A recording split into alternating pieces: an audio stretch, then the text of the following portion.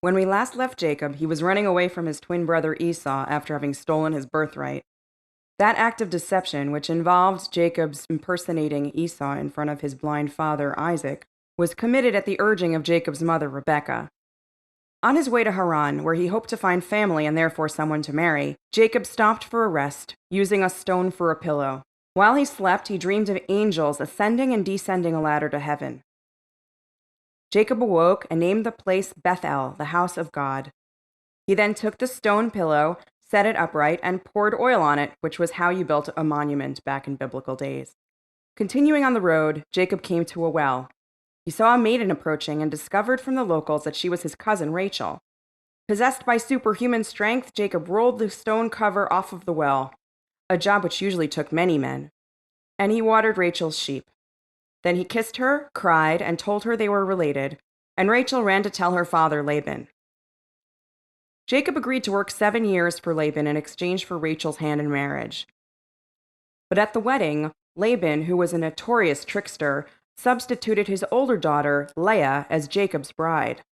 Laban explained that the local custom was to marry off the older daughter first, but that Rachel was still available for another 7 years of labor. But Jacob was a man in love, so he agreed.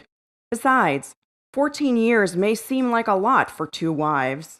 But he also received 2 bonus companions, with Leah, her handmaiden Zilpah, and with Rachel, her handmaiden Bilhah. Having sisters as wives might sound convenient, but as this story clearly illustrates, it quite literally breeds problems. Leah begins to bear children, and Rachel develops extreme jealousy. And so continues an epic sisterly competition, not just over affection from the same man, but over fertility. Welcome to Jacob's marital life. Jacob loved Rachel more, so God gave Leah 4 children, Reuben, Simeon, Levi, and Judah. Meantime, Rachel, who wasn't getting pregnant, decided to give her handmaiden Bilhah to Jacob to have children on her behalf. Bilhah bore Jacob 2 sons, Dan and Naphtali, who were named by Rachel.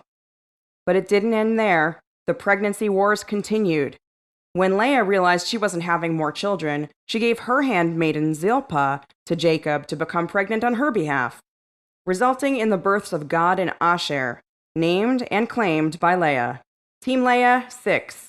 Team Rachel, 2, sort of. Leah then becomes pregnant again, bearing Issachar and Zebulun, numbers 7 and 8 if you're still counting. Then she bears a daughter, Dinah, who doesn't count as one of the sons of Jacob for obvious reasons. Finally, Rachel bears a son and names him Joseph. Total for this Torah portion? Team Leah, 8.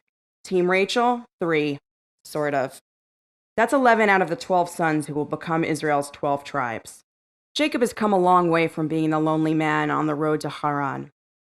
But he has gotten there only after years of intricate family dynamics and baby mama drama. But despite his apparent loneliness on the road, the text indicates, Jacob is guarded on his journey by angels. Despite the deception, he meets a woman at the well and falls instantly in love. Despite the jealousy, deception, and drama that emerge from his relationships, Jacob perseveres out of a desire to create a family and a spiritual home. Through Jacob's actions and the actions of his sons in the Torah portions ahead, the Jewish people arrive in Egypt. And it is the exodus from Egypt which creates a desire to move from spiritual or literal exile to a homeland of equality and freedom. As Jacob learned, sometimes you have to leave home to find home.